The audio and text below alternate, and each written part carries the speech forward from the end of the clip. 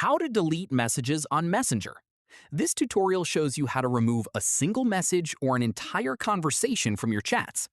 First, open the Messenger app on your Android device. From there, open the chat containing the message you want to delete. After that, long press on the specific message. At this point, a menu will pop up with a few options. Following this, tap Remove. From here, you'll see two choices: unsend for everyone or remove for you. At this stage, tap Unsend for everyone if you want to delete it completely from both sides of the conversation.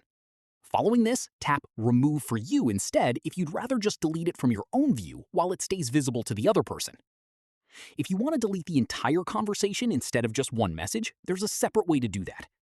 From here, go back to your main chat list. At this stage, long press on the conversation itself instead of opening it. Following this, tap Delete from the options that appear. From here, confirm when prompted to remove the full chat. Keep in mind, deleting a full conversation only removes it from your own inbox, so the other person will still have their copy unless you individually unsend each message beforehand. That's how you delete messages on Messenger. If this helped, drop a like, subscribe for more Android tutorials.